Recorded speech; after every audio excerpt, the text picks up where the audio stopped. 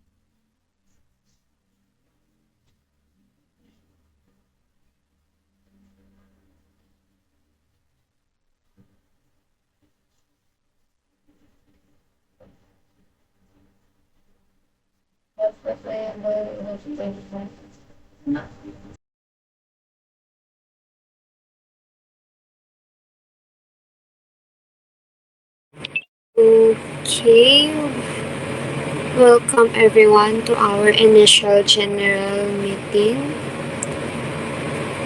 To formally start, I am Bridget Agata Samatra and I will be your facilitator for today's meeting.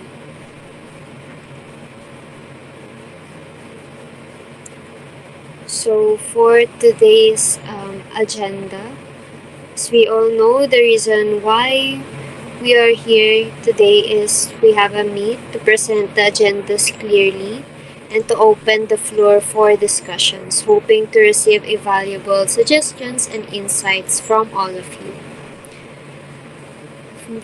Now, moving on to check for the checking of attendance, please open your mic so that I can acknowledge your presence. I will start with Miss Francine Manahan. Are you here? Present po. Okay, good. Moving on to Miss Par Jessica. Present po. Next, we have Miss Sol Sara. Present. And lastly, we have Miss Solo Claire. Present. I see that everyone is here. That's a good sign. Now, moving on to our main topic, which is our agenda for the upcoming webinar. Our agenda for today is first, the distribution of tasks, second, the program flow, and lastly, the when, where, and how of the webinar. Starting through our first agenda, which is the distribution of tasks.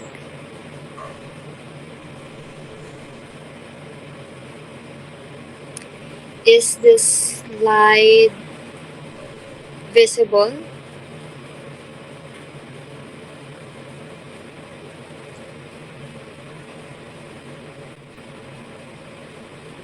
Okay, thank you so much. Starting again to our first agenda, which is the distribution of tasks. First and foremost, hindi to mangyayari without our MC or the masters of the ceremony who will keep the program alive. Since 5 tayo sa group, we can have 2 MCs para sa webinar natin. Any volunteer? Yes, Miss Francine. Ako po, want ko po mag-MC. Okay, we have our first MC. Thank you, Miss Manahan. Any more volunteers? Yes, Miss Claire. Hindi ako magbo-volunteer, but can I nominate Miss Jessica? Okay. Miss Jessica. Yes, Miss Sol. I second the motion po, Miss.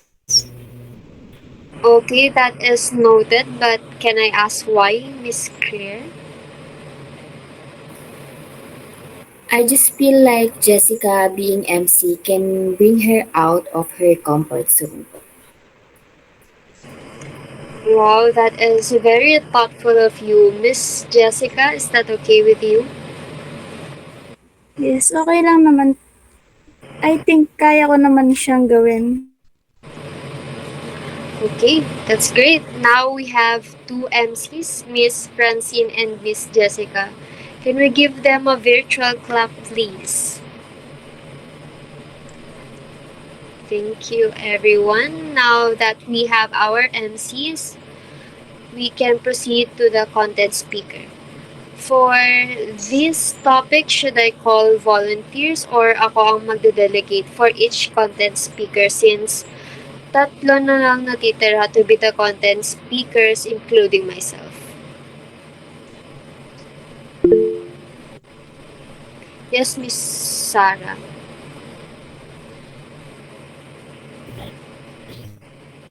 I think mas maganda if you can delegate the task na lang kasi parang mas convenient siya and mas efficient din. Okay, that is noted. Yes, Miss Claire. True, para ma-ensure na rin yung pagiging accountable and merong clear responsibilities lahat. Okay, that is all noted. How about Miss Francine and Jessica? What do you guys prefer? Yes, Miss Jessica. Sa akin din, mas preferred ko na mag-delegate na lang ng task instead of volunteering, lalo na since it is being a content speaker. That's clear. Yes, Miss Francine. Another thing po is para balance din lahat ng gawain natin. Okay, that is all noted. So to conclude, I will be the one to delegate the task for the content speakers.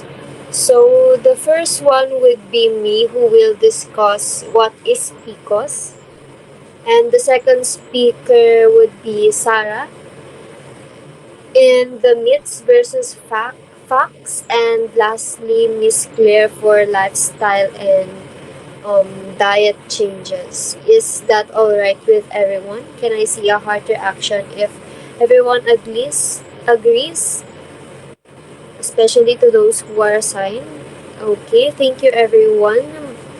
Last but not the least, for the distribution of the preparation of the PPT. Yes, Miss Jessica. Do you have any suggestions? Yung sa PPT, I think mas better if lahat gagawa. Okay, noted. And yes, Miss Francine. Hindi ba magugulo yung PPT if lahat gagawa? Yes, Miss Claire. Ang ibig sabihin siguro ni Jessica is kung ano yung naka-assign sa atin is yun mismo yung ilalagay natin.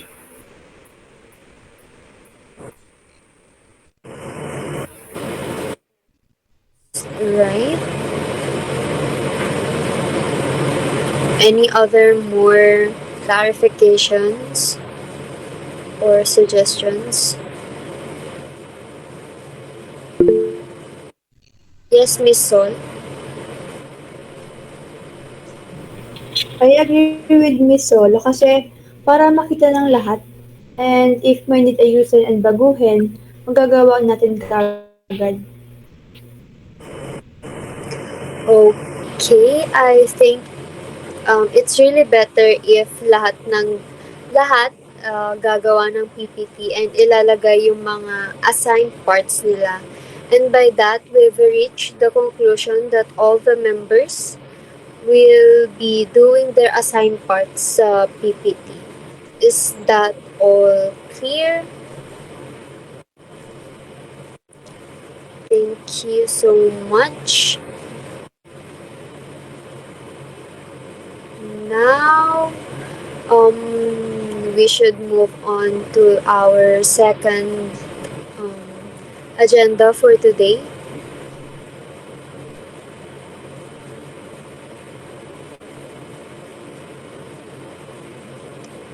Is the slide visible?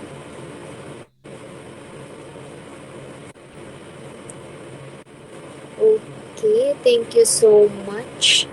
As we can see, we have in finalizing the title, suggested program flow, the time, and the opening prayer.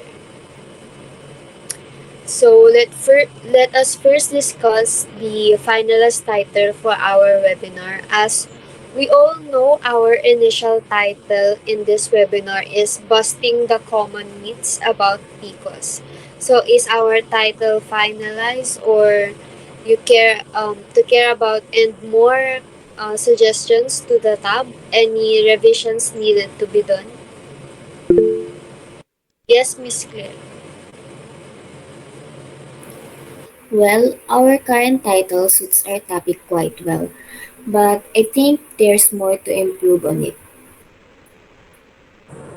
That is anymore. Yes, Miss Sol.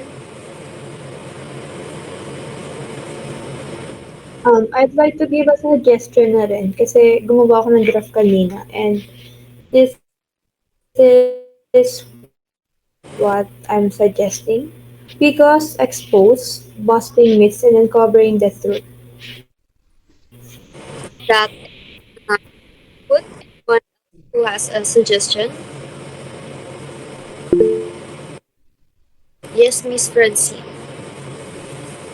I'd like to suggest po na PCOS uncovered, shattering myths and revealing facts. A bit on expressive side but suits well on our topic at hand din naman po.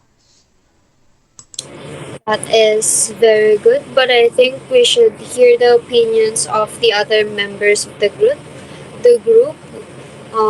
Can we please pick whatever suits our goal best? If anyone chooses the first one, which is Pico's Expose, busting myths and uncovering the truth, kindly raise your hand.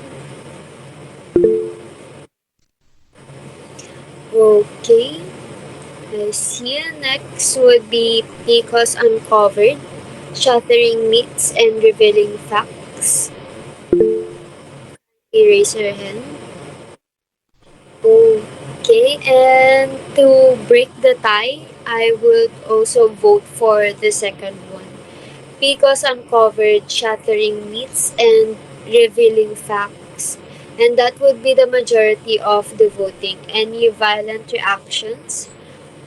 React a heart if none, and raise a hand if there is a suggestion and comments. Okay, I see that all of us agree. Therefore, our finalized title is Picos Uncovered Shattering Myths and Revealing Facts. Thank you, everyone. Now, moving on to the program flow, can I hear a word if anong oras kayo available or anong oras possible magsisimula ang program? Yes, Miss Francine.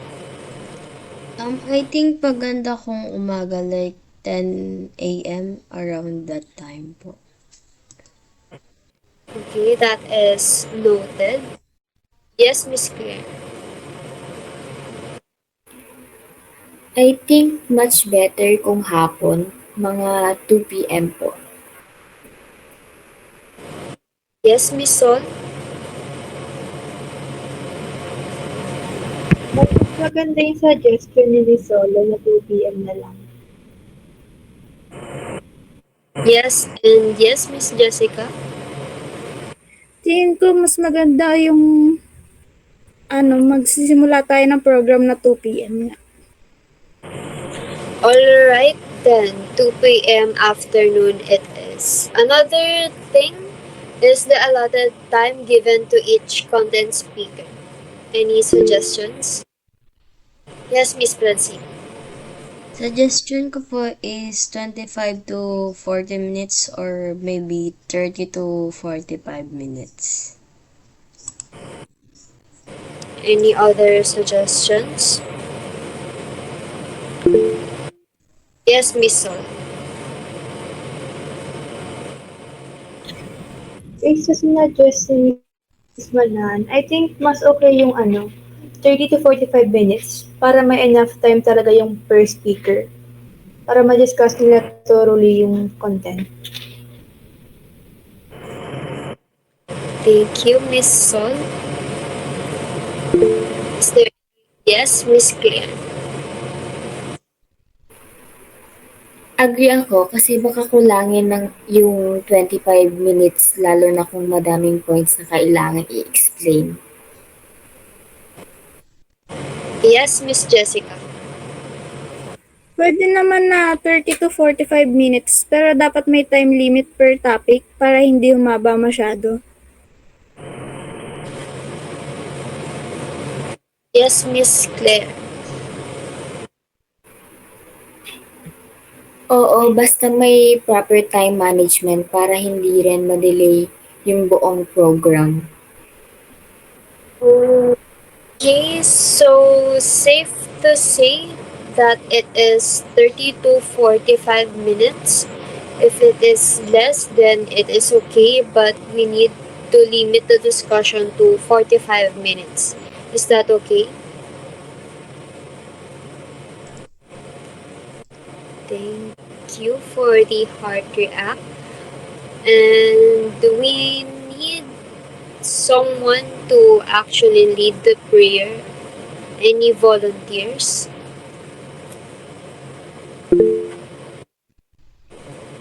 Yes, Miss Sol.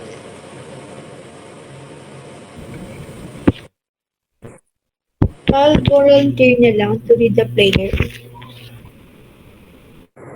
Okay. We have Miss Sol for the opening prayer. So we have our finalized title, the specific time for the webinar, and who will lead the prayer. Thank you for your ideas on this agenda, everyone. Our last agenda for today is the when, where, and how the meeting or the webinar will be conducted.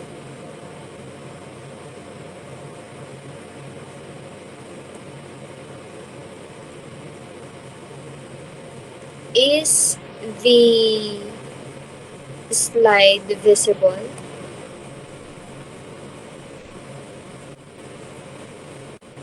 Thank you so much. So let's dive into the details starting with the when. So I'm thinking we could host the webinar on February 22. What do you guys think? Yes, Miss Francine. That works for me naman po. It gives us enough time to prepare na din.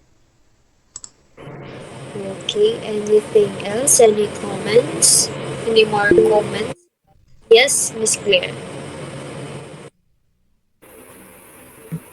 Agree din ako. And what about doing a dry run on February 21 na hapon? That way, maaayos natin yung mga dapat ayusin before the actual event. Okay, that's noted. Anyone else? Yes, Miss Jessica. I think mas maganda nga na mag-conduct tayo ng dry run para ma-check natin lahat bago yung actual event. Okay. Miss Sol, do you have anything else to add? I agree with them kasi para nga naman mas confident tayo before conducting the webinar. Mas maganda yung may dry run tayo. Great. So we're settled on February 22 for the webinar and February 21 for the dry run. Now let's move on to where. I was thinking about Google Meet. What do you all think? Is that possible for everyone? Yes, Miss Sol.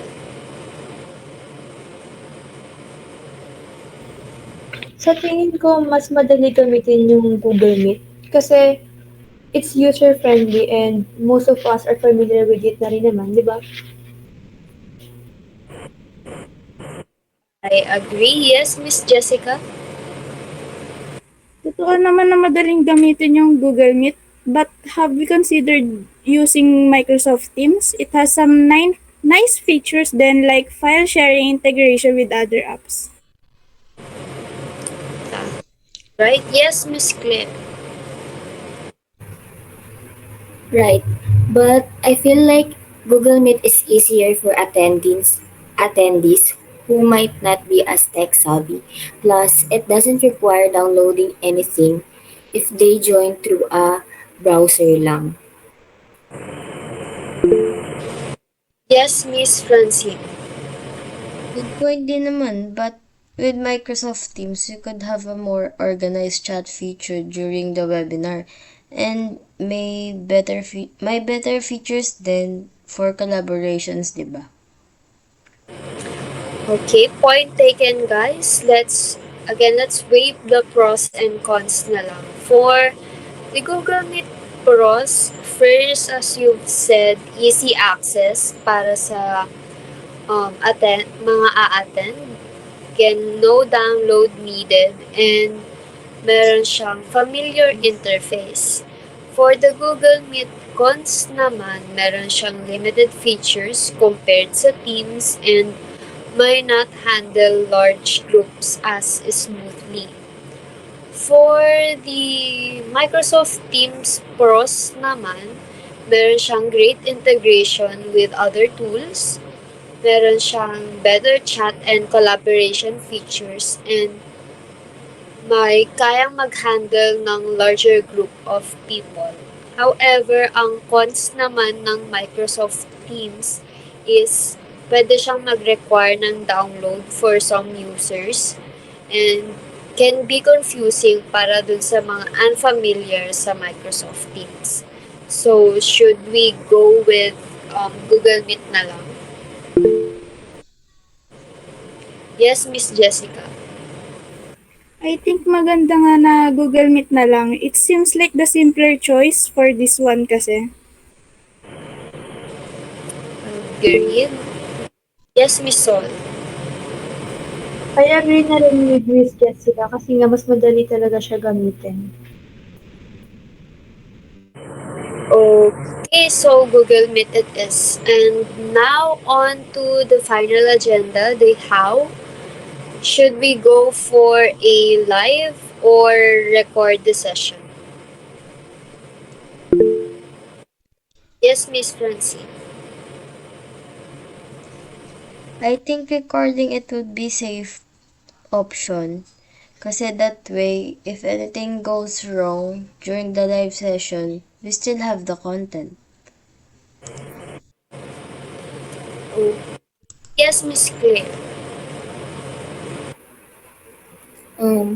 I think live is better then para interactive. Pwede mag-ask ng questions in real time. Yes. Any more suggestions? Yes, Miss Sol.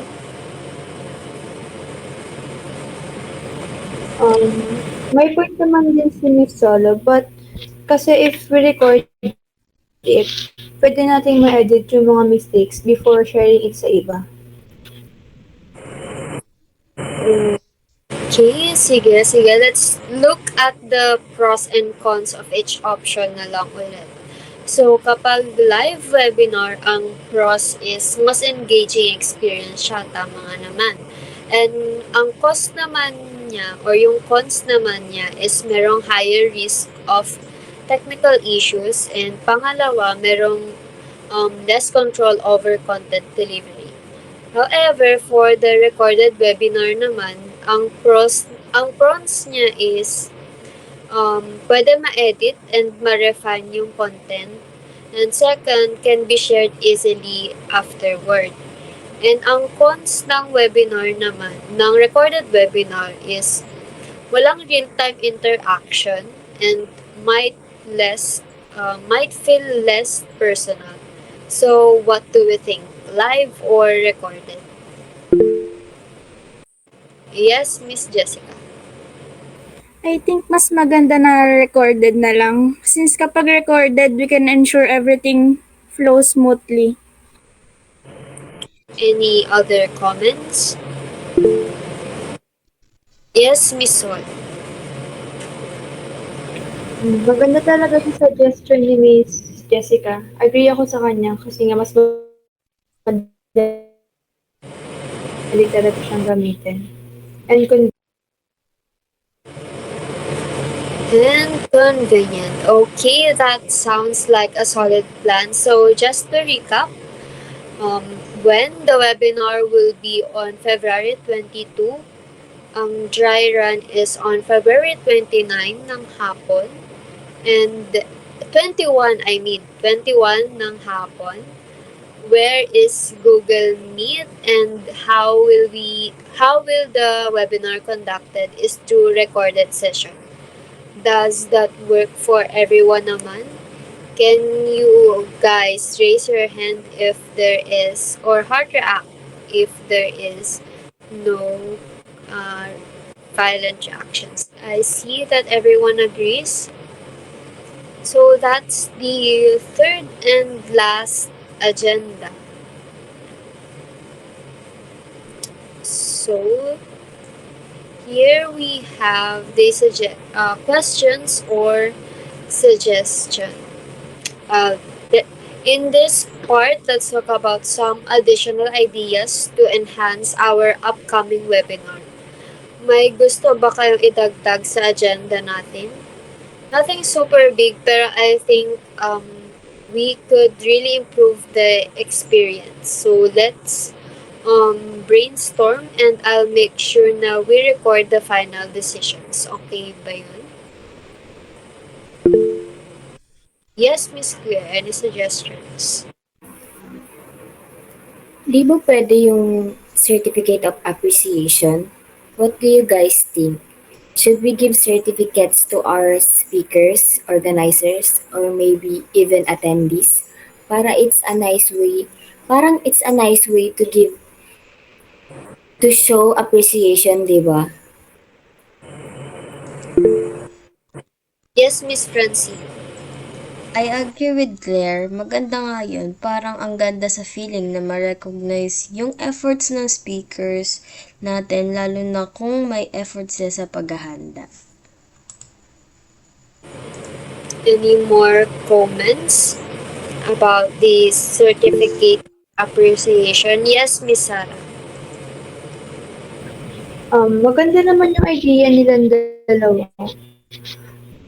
Pero, di ba, additional work din siya. Like, sino magde-design or magpiprint kung physical copy? Pero kung digital naman siguro, mas madali. Kasi, pero dapat ma-make sure din natin na masasend siya sa lahat ng maayos, di ba? Okay, that is a good point. So, digital na lang siguro para less hassle para sa lahat. Plus, mas sustainable.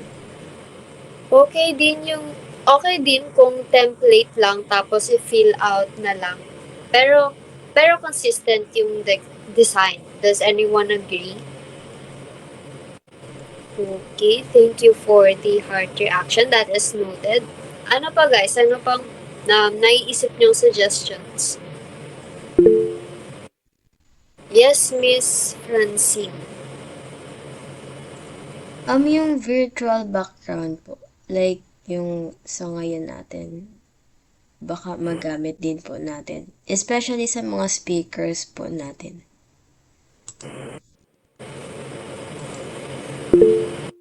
Yes, Miss Jessica. Maganda nga yung virtual background, pero paano kung hindi maalam yung isa? Baka mahirapan sila sa pag-set up ng background.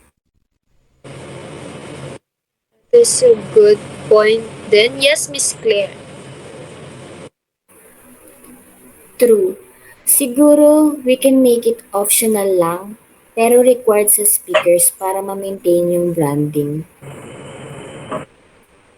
Okay, pwede rin. So, ang pros ng virtual background is a cohesive look and branding. And then for the cons naman, baka hindi magamit ng lahat. So, ang decision is team and speakers lang ang required. Tapos optional for attendees. Tama ba? Yes. Okay. Thank you. Yes, Miss Jessica. Add ko lang yung PubMat for promoting the webinar. Kailangan natin na medyo catchy siya, easy to share, and detailed enough para alam ng tao kung kailan, saan, and ano yung topic na i-discuss natin. That is noted. Yes, Miss Sol.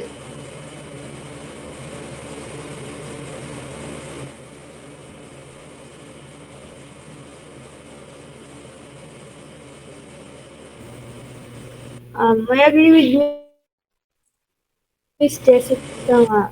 So, dun sa PubMat, pwede natin ilagay yung mga design na related sa topic natin or maybe na rin yung like yung mga main highlights para sa event. Di ba? Yes, Miss Francine. Ano po, dun sa paggawa naman ng PubMat, dapat di masyado crowded yung pag-design.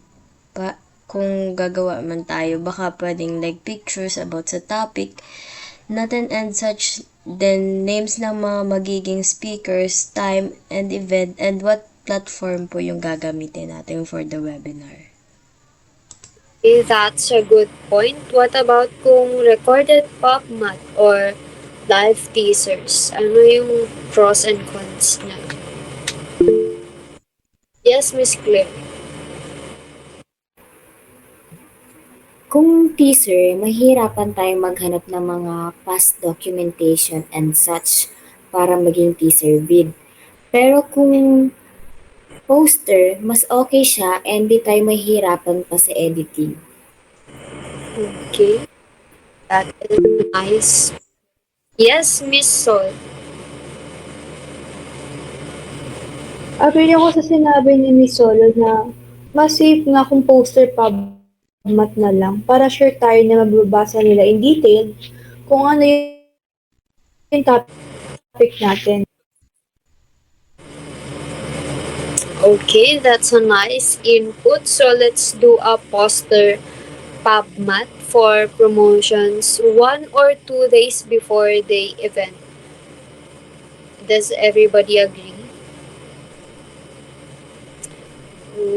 Okay, perfect. So ang final decision natin is first, a digital certificate of appreciation for speakers and organizers.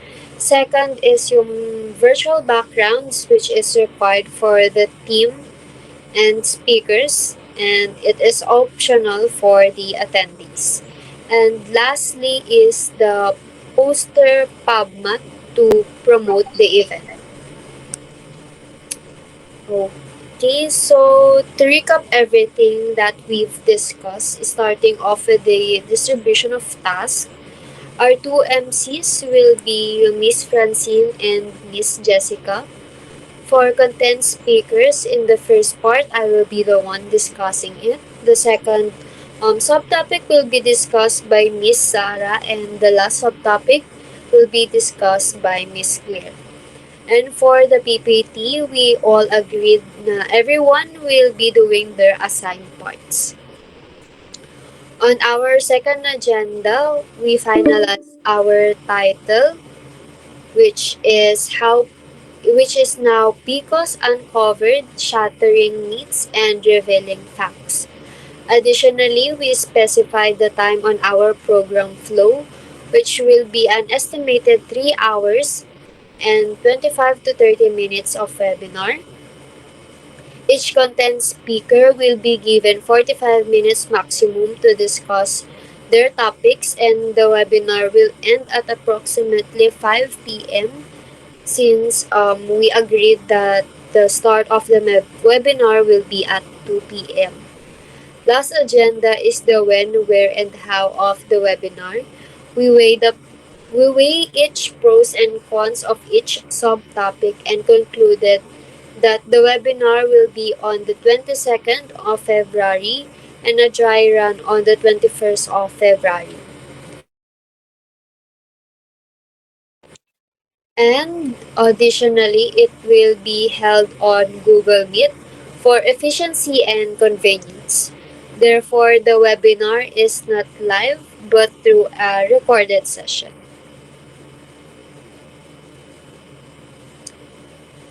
And the following are agreed by all members. Is there anything that I haven't mentioned? Can kindly react if there is none. Okay, thank you. So none so far, but if there is anything that comes to mind, you can all message our group chat and we can discuss it immediately. Additionally, for announcement, the next meeting will be on February 21 morning at 9 a.m. and a dry run in evening around maybe 8 to 9 p.m. after dinner.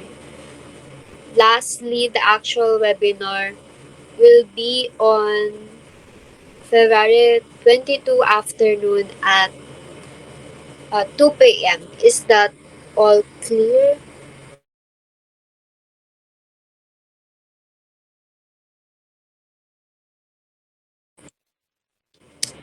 Okay, and in addition, mag-share ako ng documents for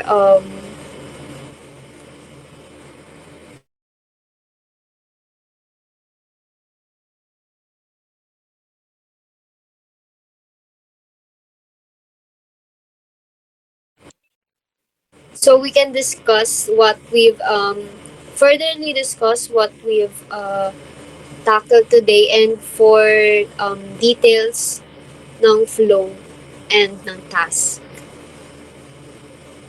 Is that all right with everyone?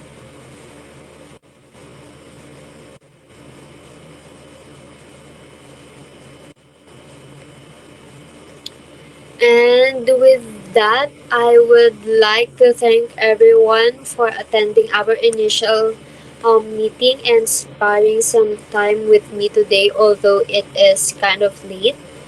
Again, thank you so much. I hope you guys have a great day ahead. And the meeting is now officially adjourned. I will post any further announcement if there is any additional information in our group chat.